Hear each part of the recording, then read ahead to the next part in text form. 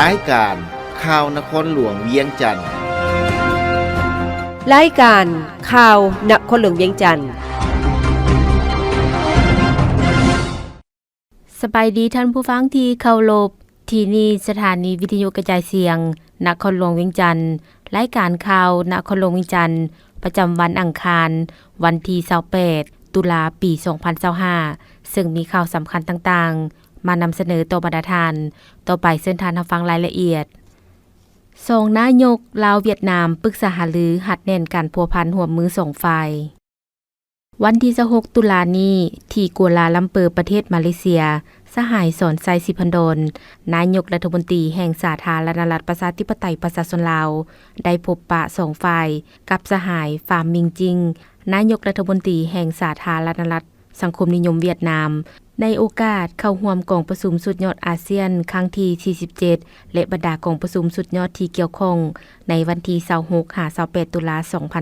2025ในการพบปะสหายนายกรัฐมนตรีลาวและเวียดนามต่างก็แสดงความปิติยินดีที่ได้พบปะกันอีกครั้งหนึ่งในโอกาสเข้าร่วมกองประชุมสุดยอดอาเซียนอยู่มาเลเซียในครั้งนี้ซึ่งเป็นการแสดงให้เห็นความสามัคคีฮักแพงอันสนิทสนมฐานสหายอายน้องก็คือสายพัวพันแบบพิเศษระหว่าง2ประเทศที่มี1บ่มี2ในโลกนี้พร้อมกันนี้สหายสอนไซสิพันดลได้ตั้งหน้าภาครัฐและประชาชนลาวบรรดาเผ่าแสดงความขอบใจอย่างจริงใจมายังสหายฟาร์มมิงจิงก็คือภาครัฐและประชาชนเวียดนามอายน้องที่ได้แบ่งเบาและแสดงความเห็นใจโตกับสภาพการน้ำท่วมอยู่สาธารณรัฐประชาธิปไตยประชาชนลาวพร้อมทั้งแสดงความเห็นใจและเศร้าสลดใจอย่างสุดซึ้งต่อผลกระทบจากภัยพิบัติทางธรรมชาติและพายุที่พัดเข้าเวียดนามในระยะผ่านมาซึ่งได้สร้างความเสียหายให้ชีวิตและทรัพย์สินของประชาชนเวียดนามอายน้องจำนวนหลวงหลายในโอกาสเดียวกันนี้2ฝ่ายได้แลกเปลี่ยนความคิดความเห็นต่อการพัวพันร่วมมือของ2ประเทศโดยได้แสดงความชมเชยและเห็นดีเป็นเอกภาพตีราคาสูงต่อผลสำเร็จในการร่วมมือระหว่าง2ประเทศที่สืบต่อมีการขยายตัวและหลายโครงการร่วมมือที่สำคัญได้ดำเนินไปด้วยผลสำเร็จอย่างจบงามพร้อมทั้งวางทิศทางในการร่วมมือกันในต่อหน้าโดยเฉพาะ2นายกรัฐมนตรีได้เน้นหนักในการจัดตั้งปฏิบัติบรรดาโครงการร่วมมือยุทธศาสตร์เพื่อในใส่การเชื่อมโยงทางด้านพื้นฐานเศรษฐกิจของ2ประเทศโดยผ่านการเชื่อมโยงทางด้านคมนาคมการเชื่อมโยงทางด้านพลังงานและอื่นๆพร้อมนี้2ฝ่ายยังได้ปรึกษาหารือเพื่อกะเกียมให้การพบปะ2กลุ่มการเมืองที่จะมีขึ้นในโอกาสที่การนำขั้นสูงของเวียดนามเดินทางมาเข้าร่วมพิธีเฉลิมฉลองวันชาติแห่งสาธารณรัฐประชาธิปไตยประชาชนลาวครบรอบ50ปีที่จะมาถึงนี้พร้อมทางการกะเกียมให้กองประชุมครั้งที่48ของคณะกรรมการร่วมมือระหว่างรัฐบาลลาวและรัฐบาลเวียดนามพิเศษ2ฝ่ายยังได้ตีราคาว่าการพบปะครั้งนี้ถึงเวลาจะสั้นแต่ก็มีเนื้อในอุดมสมบูรณ์และเป็นการแสดงให้เห็นถึงสายพัวพันมิตรภาพอันยิ่งใหญ่ความสามัคคีพิเศษและการร่วมมือรอบด้านของ2ประเทศและได้ชี้นำให้ภาคส่วนเกี่ยวข้องของ2ประเทศนำเอาผลการพบปะครั้งนี้ไปจัดตั้งปฏิบัติให้เป็นรูปธรรมเพื่อเสริมขยายและหัดแน่นสายพัวพันมิตรภาพอันยิ่งใหญ่ความสามัคคีพิเศษและการร่วมมือรอบด้านระหว่าง2ภาค2รัฐและประชาชน2ชาติลาวเวียดนามให้สืบต่อได้รับการเพิ่มพูนคุณสร้างและพัฒนาเข้าสู่ล่วงเลิกยิ่งขึ้นกองประชุมใหญ่ผู้แทนกรรมบาลลาวทั่วประเทศครั้งที่9กองประชุมใหญ่ผู้แทนกรรมบาลลาวทั่วประเทศครั้งที่9ได้เปิดขึ้นในวันที่27ตุลานี้ที่หอประชุมแห่งชาติโดยการเป็นประธานของสหายเดชไสยพลกรรมการศูนย์กลางภาคประธานคณะบริหารงานศูนย์กลางสหพันธ์กรรมบาลลาวเป็นเกียรติเข้าร่วมของสหายศิลวงศ์ขุดไพฑูรย์กรรมการกรมการเมืองศูนย์กลางภาคประธานศูนย์กลางแนวลาวสร้างชาติมีบรรดาคณะบริหารงานศูนย์กลางกรรมบาลลาวประธานสหพันธ์กรรมบาลกระทรวงองค์การนครหลวงเวียงจันทน์และแขวง389สหายหญิง91สหายที่เป็นตัวแทนให้สมาชิกศูนย์กลางสหพันธ์กรรมบาลลาวทั่วประเทศสหายเดชไสยพลกล่าวว่า กองประชุมใหญ่ผู้แทนกรรมบาลลาวทั่วประเทศครั้งที่9ในครั้งนี้ภายใต้หัวข้อยกสูงการนำพาเวียกงานกรรมบาลปกป้องสิทธิผลประโยชน์อันชอบธรรมของส่วนสั้นกรรมกรพัฒนาฝีมือแห่งงานให้เข้มแข็งรอบด้านติดพันกับการสร้างเศรษฐกิจเอกราชเป็นเจ้าตนเองในระยะใหม่และกองประชุมใหญ่ผู้แทนสหพันธ์กรรมบาลลาวทั่วประเทศครั้งที่9จะได้สุ่มใส่คุณคั่วและตกลงปัญหาสำคัญดังนี้จะได้พร้อมกันสรุปตีราคาและหับห้องเอาห่างบทรายงานการเมืองในการจัดตั้งปฏิบัติมติกองประชุมใหญ่ผู้แทนสหพันธ์กรรมบาลลาวครั้งที่8ในระยะ5ปีผ่านมาและที่ทางแผนการ5ปีต่อหน้า2026หา2030จะได้พร้อมกันสรุปตีราคาการจัดตั้งปฏิบัติแผนพัฒนาเวียกงานกรรมบาล5ปีครั้งที่4ซึ่งประกอบมี9แผนงาน51โครงการและกำหนดแผนพัฒนาเวียกงานกรรมบาลลาว5ปีครั้งที่5จะได้ค้นคว้าพิจารณาและหับห้องเอาห่างปรับปรุงกฎระเบียบสหพันธ์กรรมบาลลาวสมัยที่9จะได้ค้นคว้าพิจารณาและหับห้องเอาห่างปรับปรุงเนื้อในคำขวัญและข้อแข่งขันหากเป็นเจ้าของสหพันธ์กรรมบาลลาวจะได้พิจารณาและหับห้องเอาห่างบทสำรวจการนำพารวมของคณะบริหารงานสหพันธ์กรรมบาลศูนย์กลางสหพันธ์กรรมบาลลาวสมัยที่8จะได้รับฟังการประกอบคำคิดคำเห็นจากสหพันธ์กรรมบาลกระทรวงองค์การแขวงและองค์การภาคีเกี่ยวกับการจัดตั้งปฏิบัติเวียกงานกรรมบาลที่พ้นเด่น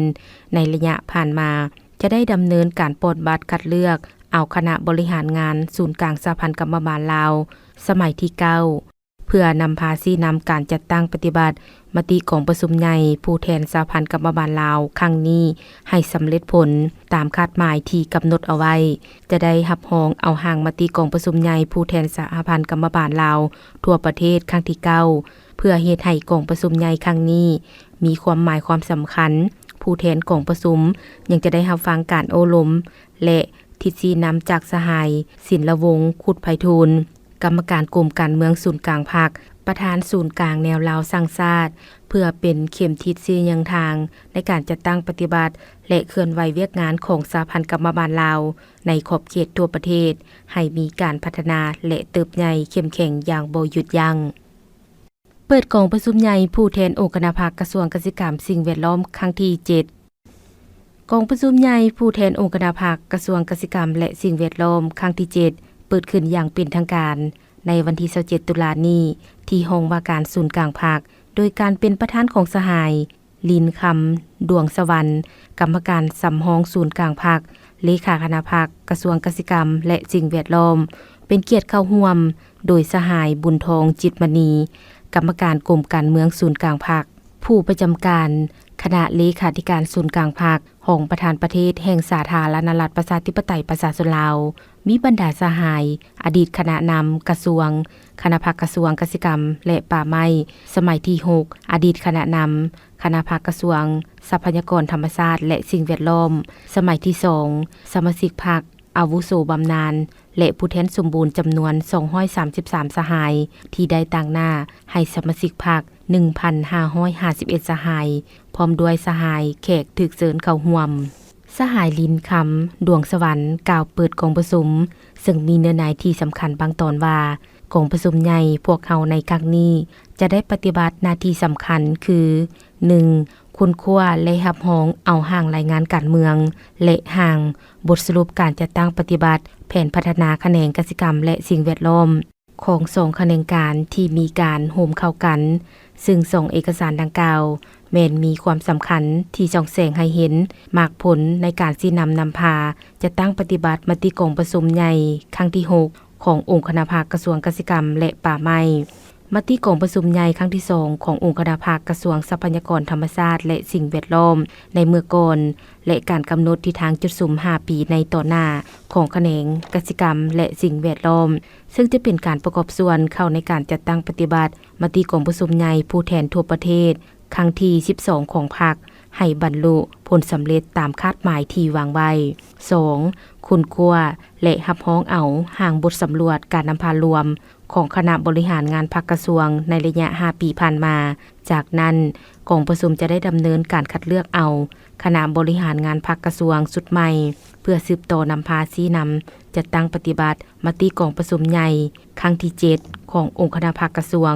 ให้มีผลสำเร็จและเลือกตั้งเอาผู้แทนสมบูรณ์สำหองไปเข้าร่วมกองประชุมใหญ่ผู้แทนทั่วประเทศครั้งที่ 12 ของภาค 3. กองประชุมใหญ่พวกเขาจะได้รับฟังคำเห็นโอลมชี้นำของสหายบุญทองจิตมณีกรรมการกรมการเมืองศูนย์กลางภาคผู้ประจำการคณะเลขาธิการศูนย์กลางภาคห้องประธานประเทศแห่งสาธารณรัฐประชาธิปไตยประชาชนลาว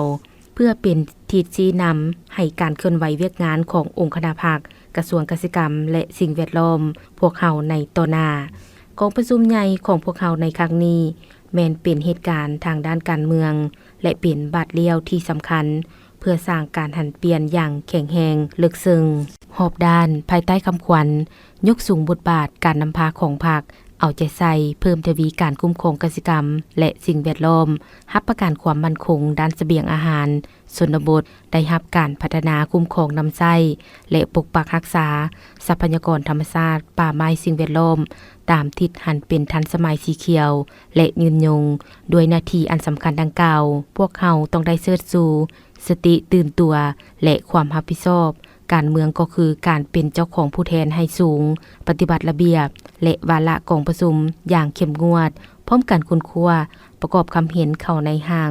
รายงานการเมืองห่างแผนพัฒนาแขนงกสิกรรมและสิ่งแวดล้อมใน5 ปีต่อหน้าอย่างลึกซึ้งรอบคอบถี่ถ้วนโดยเฉพาะการใช้ประชาธิปไตยเลือกตั้งเอาคณะบริหารงานภาคกระทรวงสุดใหม่และเลือกเอาผู้แทนไปเข้าร่วมกองประชุมใหญ่ผู้แทนทั่วประเทศครั้งที่ 12 ของภาคให้มีความถูกต้องตามระเบียบการทั้งนี้ก็เพื่อให้กองประชุมใหญ่ครั้งที่ 7 ขององค์คณะภาคกระทรวงบรรลุผลสำเร็จอย่างจบงามลาวจีนปรึกษาหารือจับคู่กลุ่มกสิกรรมป่าไม้กองประชุมทางไกลการจับคู่กลุ่มกสิกรรมป่าไม้และการลดพรความทุกข์ยากของกองประชุมครั้งที่ 15 คณะประสานงานภาคเหนือลาวแขวงยุนนานได้จัดขึ้นในวันที่ 24 ตุลาผ่านมาที่กระทรวงการเงินภายใต้การเป็นประธานร่วมของทานบุญเดชสุทธวิไลหัวหน้ากรมแผนการและการร่วมมือกระทรวงเกษตรกรรมและสิ่งแวดล้อมสาธารณรัฐประชาธิปไตยประชาชนลาวและทานเจียนซิงมิงรองหัวหน้าแผนกเกษตรกรรมและชนบทแขวงยุนนานสาธารณรัฐประชาชนจีนโดยมีผู้ต่างหน้าจากภาคส่วนที่เกี่ยวข้องทั้ง2ฝ่ายเข้าร่วมจุดประสงค์ของกองประชุมแม่นเพื่อรายงานผลของการจัดตั้งปฏิบัติเวียกงานการร่วมมือด้านกสิกรรมป่าไม้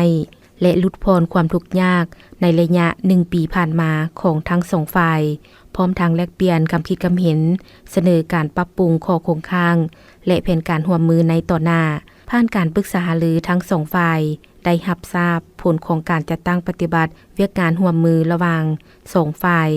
และได้ตกลงเป็นเอกภาพในบางประเด็นสำคัญเช่น 1. สืบต่อสุขยู่ส่งเสริมบรรดาบริษัทและสถาบันคุณครัวที่มีท่าแห่งทางด้านเทคโนโลยีและการลงทุนในการผลิตกาแฟและยาสมุนไพรจีนรวมทั้งผลิตภัณฑ์อาหารและยา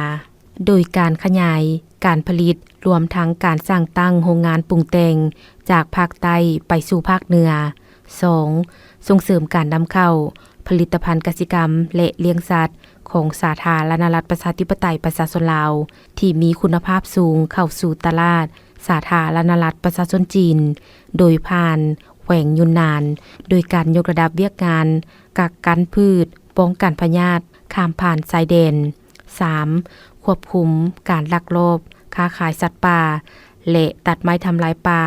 เขตชายแดนและป้องกันภัยลามป่า 4. ส่งเสริมการก่อสร้างศูนย์ค้นคว้าวิจัยยางพาราและพืชกสิกรรมร่วมมือลาวจีนยุนนานของสาธารณรัฐประชาธิปไตยประชาชนลาว 5. เพิ่มทวีการร่วมมือและแลกเปลี่ยนเกี่ยวกับเวียกงานการพัฒนาชนบทและลดพรความทุกข์ยากผลของกองประชุมครั้งนี้จะได้รายงานในกองประชุมคณะประสานงานภาคเหนือลาวแขวงยุนนานระหว่างการนำคันสูงของสาธารณรัฐประชาธิปไตยประชาชนลาว และแขวงยุนนานที่คาดว่าจะได้จัดขึ้นในต้นเดือนพฤศจิกายนนี้พร้อมกันนี้ทั้งสองฝ่ายยังได้สร้างบทบันทึกกองประชุมเพื่อเป็นบอนอิงให้คณะประสานงานทั้งสองฝ่ายในการสืบโตจัดตั้งปฏิบัติเวียกงานร่วมมือด้านกสิกรรมป่าไม้และพัฒนาชนบทเจ้าเมืองไสเศรษฐาเรียกร้องให้ทุกภาคส่วนเป็นเจ้าภาพที่ดีเพื่อเฮ็ดให้บุญพระธาตุหลวงปีนี้มีความม่วนซื่นและมีผลสำเร็จฐานคำสวรรค์โคตรไซประธานคณะกรรมการปกครองเมืองไสเศรษฐาได้กล่าวในพิธีแถลงข่าวงานบุญนมัสการพระธาตุหลวงเวียงจันทน์และงานวางแสดงขายสินค้าประจำปี 2025ซึ่งท่านได้กล่าวบางตอนว่าและผ่านมานี้พวกเราก็ได้เฉลิมฉลองวันสันตั้งของพรรค70 ปีและพวกเขาก็กล้าเกี่ยมสถาปนาสปป.ลาวของพวกเขา50 ปีที่จะดำเนินในการจัดตั้งในม.นี้ซึ่งต่อกับการจัดตั้งบุญนมัสการพระธาตุหลวงในปีนี้จึงเรียกร้องมายังทุกภาคส่วนโดยเฉพาะพ่อแม่ประชาชนพนักงานทหารตำรวจและนักท่องเที่ยวทางภายในและต่างประเทศในขอบเขตทั่วประเทศรวมเฉพาะชาวเมืองไสเศรษฐารวมทั้งนักท่องเที่ยวที่เดินทางมาจากต่างประเทศนั้นได้เข้าร่วมข้าพเจ้าจึงขอเรียกร้องคือดังนี้อันหนึ่งขอให้พวกเราเป็นเจ้าการเป็นเจ้าภาพเข้าในร่วมงานบุญนมัสการพระธาตุหลวงปีนี้ก็ถือว่าเป็นบุญประเพณีของชาติที่ติดพันกับประชาชนบรรดาเผ่าในขอบเขตทั่วประเทศรวมเฉพาะกับนครหลวงก็คือชาวเมืองไสเศรษฐาที่ได้สืบทอดกันมาแต่โดนนานอันที่2เกี่ยวกับความเป็นระเบียบเรียบร้อยความสะอาดจบงามก็ขอเรียกร้องให้ทุกภาคส่วนที่เกี่ยวข้องเป็นเจ้าการเอาใจใส่ในเวียกงานดังกล่าวเป็นต้นการจัดสรรการวางสินค้าในขอบเขตที่คณะกรรมการของพวกเราได้กำหนดให้สอดคล้องกับระเบียบที่ได้กำหนดไว้เกี่ยวกับความเป็นระเบียบเรียบร้อยความสะอาดก็ขอให้ทุกภาคส่วนเป็นเจ้าการ 3. เฉพาะเวียกงานความสงบความปลอดภัยเวียกนี้เป็นเวียกที่สำคัญหลาย ฉะนั้นเสนอให้องค์การปกครอง48บ้านทั่วเมืองไสเศรษฐารวมทั้งบรรดาสำนักงานองค์การที่มีที่ตั้งอยู่เมืองไสเศรษฐาช่วยในการเป็นเจ้าการในการรักษาความสงบความปลอดภัยโดยเฉพาะกับพวกเราจะได้ประสานสมทบกับกำลังปปสที่ประจำการอยู่ในแต่ละบ้านและก็สมทบกับปปสคันนครหลวงอันสุดท้ายก็ขอเรียกร้องขอให้พ่อแม่ประชาชนทางภายในและต่างประเทศนักท่องเที่ยวมวลชนที่ได้เข้าร่วมบุญนมัสการพระธาตุหลวงจงช่วยในการโฆษณาประชาสัมพันธ์โดยเฉพาะเกี่ยวกับการรักษาได้ฮีตของประเพณีวัฒนธรรมอันดีงามของชาติให้กว้างขวางและลึกซึ้งตื่นองค์การพุทธศาสตร์สัมพันธ์ศูนย์กลางมอบเครื่องช่วยเหลือประชาชนบ้านห้วยเดือเมืองพลโฮงที่ถูกผลกระทบหนักจากภัยน้ำท่วมด้วยความเป็นห่วงเป็นใยและเห็นได้ถึงความยุ่งยากลำบากของประชาชนชาวบ้านห้วยเดือเมืองพลโฮงแขวงเวียงจันทน์ที่ถูกผลกระทบหนักจากภัยธรรมชาติน้ำท่วมครั้งใหญ่แบบกระทันหันในวันที่1ตุลาคม 2025ผ่านมาเฮ็ดให้มีการสูญเสียทรัพย์สินเครื่องของที่อยู่อาศัยและผลผลิตกสิกรรมเป็นจำนวนหลายดังนั้นองค์การพุทธศาสตร์สัมพันธ์แห่งสาธารณรัฐประชาธิปไตยประชาชนลาวจึงได้มอบให้กรรมาธิการสาธารณูปการศูนย์กลางองค์การพุทธศาสตร์สัมพันธ์นครหลวงเวียงจันทน์และองค์การพุทธศาสตร์สัมพันธ์เมืองสีโคตรตะบงขนขวายวัตถุปัจจัยนำบรรดาภาคส่วนสังคมและบรรดาวัดภายในเมืองสีโคตรตะบง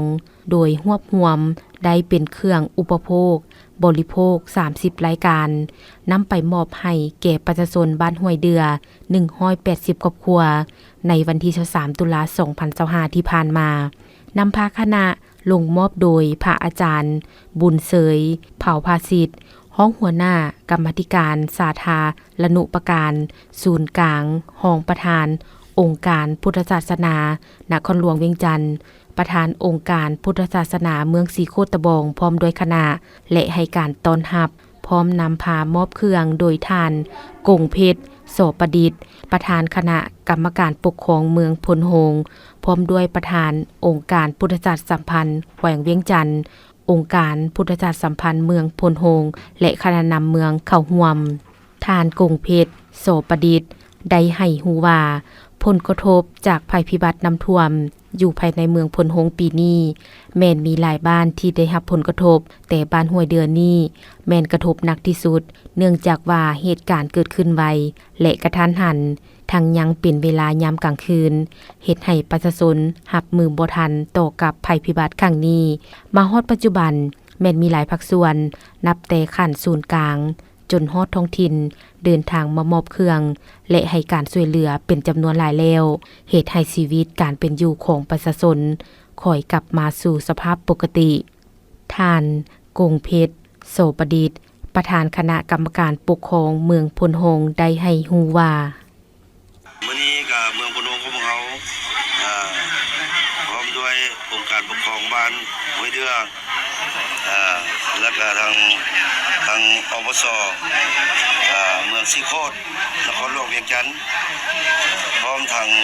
อบสแขวงเวียงจันทน์อบสเมืองพนมพร้อมด้วยการจัดตั้งทุกภาคส่วนได้มามอบเครื่องบรรเทาทุกข์ฟื้นฟูชีวิตการเป็นอยู่ให้พ่อแม่ประชาชนบ้านห้วยเดือซึ่งบ้านห้วยเดือนี้ก็เป็นบ้านหนึ่งในจำนวน59บ้านของเมืองพนมแขวงเวียงจันทน์ซึ่งได้รับผลกระทบจากเหตุการณ์ภัยพิบัติในครั้งวันที่1ตุลา2025ในเวลา 1 โมงคืนซึ่งเฮ็ดให้น้ำน้ำปากไหลหลากก็ถือว่าบ้านห้วยเดือนี่ถึงน้ำท่วม90กว่า%นั่นแหละครอบครัวก็ถือว่าได้รับการช่วยเหลือจาก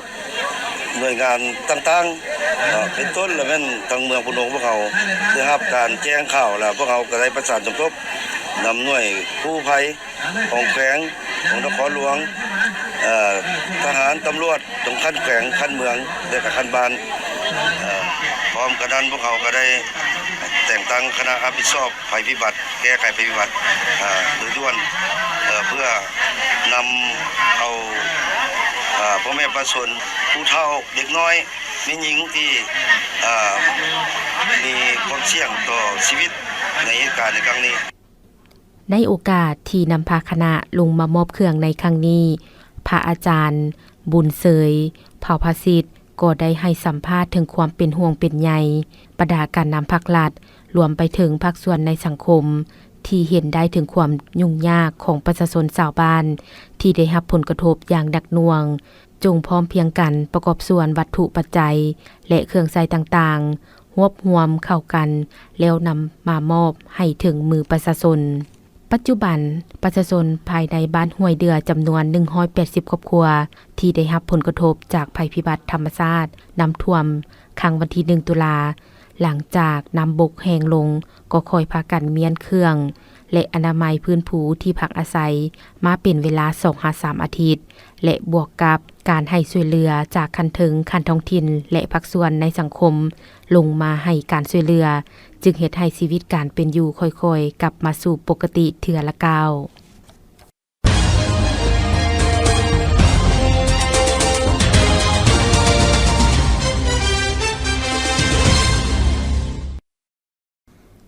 ต่อไปเชิญทานรับฟังข่าวต่างประเทศ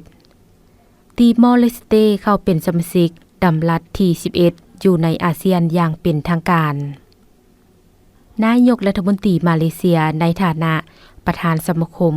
ประชาชาติแห่งอาซีตะวันออกเฉียงใต้ประกาศรับรองติมอร์เลสเตเข้าเป็นสมาชิกดำรับที่11ของประชาคมอย่างเป็นทางการหลังจากสำเร็จในพิธีลงนามสัญญารับรองการเป็นสมาชิกของติมอร์เลสเตการที่ติมอร์เลสเตเข้าเป็นสมาชิกอาเซียนอย่างเป็นทางการถือเป็นการเติมเต็มครอบครัวอาเซียนให้สมบูรณ์เคียงคู่กันนั้นท่านยังได้เน้นถึงชะตากรรมร่วมกันของภาคพื้นและความรู้สึกอันลึกซึ้งของการเป็นญาติในภาคพื้นนอกนี้ภายในประชาคมแห่งนี้การพัฒนาและการเป็นเอกราชทางยุทธศาสตร์ของติมอร์เลสเตจะได้รับการสนับสนุนอย่างมั่นคงและยืนยงก กองประชุมสนทนาวงการอุตสาหกรรมการค้าจีนสิงคโปร์วงการอุตสาหกรรมการค้าจีนสิงคโปร์ภายหลังรับฟังการประกอบคำเห็นของผู้ต่างหน้าวิสาหกิจ2ประเทศแล้วตลอดระยะ35ปีผ่านมาด้วยความพยายามร่วมของ2ประเทศจีนสิงคโปร์มิตรภาพการร่วมมือ2ประเทศได้บรรลุการพัฒนาอย่างว่องไวและได้รับผลงานอันอุดมสมบูรณ์พฤติกรรมตัวจริงได้แสดงให้เห็นอย่างเต็มส่วนว่าการพัฒนาของสาธารณรัฐประชาชนจีนและสิงคโปร์เป็นกาลโอกาสสำคัญของแต่ละประเทศขอเพียงแต่สองฝ่ายยึดมั่นการเคารพนับถือและไว้เนื้อเชื่อใจกันเปิดประตูสู่ภายนอกและร่วมมือกันก็จะสามารถร่วมกันชมไส้ความเจริญรุ่งเรืองและร่วมกันสร้างอนาคตท่ามกลางการช่วยเหลือสุขอยู่กันให้ต่างฝ่ายต่างได้รับผลประโยชน์ข่าวพยากรณ์อากาศพยากรณ์อากาศประจำวันที่28ตุลาปี 2025ความกดดันสูงของอากาศเย็นอย่างสืบต่อปกคลุมอยู่ทั่วทุกภาคของประเทศลาวด้วยกำลังอ่อนหาปานกลางสมทบกับกระแสลมตะวันออกเฉียงใต้พัดปกคลุมซึ่งจะเฮ็ดให้อากาศเย็นหาหนาวเย็นอยู่แขวงภาคเหนือแขวงไซสมบูรณ์และเขตภูเพียงบริเวณยังจะมีฝนตกฟ้าห้องฟ้าเลื่อมในระดับคอยหาปานกลางตกหนักพร้อมมีลมพัดแรงอยู่บางท้องถิ่นแขวงภาคใต้พยากรณ์อากาศแต่เวลา 7 โมงของวันที่28 7 โมงของวันที่29ตุลา2025ภาคเหนือด้านตะวันออกแขวงพงสาลีหัวพันเสียงขวางอากาศจะเย็นหาหนาวเย็นพร้อมมีหมอกบางปกคลุมอยู่ทั่วไปในตอนเช้าพร้อมจะมีลมพัดแรงอยู่บางท้องถิ่นอุณหภูมิระหว่าง 12-21 องศาภาคเหนือด้านตะวันตกแขวงหลวงน้ำทาบ่อแก้วอุดมไซหลวงพระบางไซยามบุรีอากาศเย็นพร้อมมีหมอกบางปกคลุมอยู่ทั่วไปในตอนเช้าและจะมีลมพัดแรงเป็นบางโอกาสอุณหภูมิในระหว่าง 14-29 องศานครหลวงเวียงจันทน์มีเฟือปกคลุมเป็นบางส่วนและจะมีลมพัดแรงอยู่ทั่วไปอุณหภูมิระหว่าง 24-32 องศาภาคกลางแขวงเวียงจันทน์บริคำไซคำมวนสวรรณเขตอากาศเย็นในตอนเช้าและจะมีฝนตกในระดับคอยพร้อมมีลมพัดแรงอยู่ทั่วไปเนื้อที่การปกคลุมของฝนเท่ากับ20ส่วนห้อยของภาคอุณหภูมิในระหว่าง 18-31 องศาแขวงไซสมบูรณ์อากาศเย็นหาหนาวเย็นและฝนตกในระดับคอยพร้อมมีลมพัดแรงเป็นบางโอกาสเนื้อที่การปกคลุมของฝนเท่ากับ20ส่วนห้อยของภาคอุณหภูมิในระหว่าง 14-28 องศาภาคใต้แขวงสารวันจำปาสักเซกองอัตตปืออากาศเย็นในตอนเช้าและยังจะมีฝนตกฟ้าห้องฟ้าเลื่อมในระดับคอยหาปานกลางและตกหนักอยู่บางท้องถิ่นพร้อมมีลมพัดแรงเป็นบางโอกาสเนื้อที่การปกคลุมของฝนเท่ากับ50ส่วนห้อยของภาคอุณหภูมิในระหว่าง21-25 องศาสำหรับเขตภูเพียงบริเวณอากาศเย็นพร้อมจะมีฝนตกฟ้าห้องฟ้าเลื่อมในระดับคอยหาปานกลางและตกหนักอยู่บางบริเวณเนื้อที่การปกคลุมของฝนเท่ากับ50ส่วนห้อยของภาคอุณหภูมิในระหว่าง 13-23 องศาท่านผู้ฟังที่เคารพรายการข่าวนครหลวงวิจารณ์สำหรับภาคนี้ได้เสียงสุดลงเพียงเท่านี้แสงคำจันทวงศ์อ่านสบายดี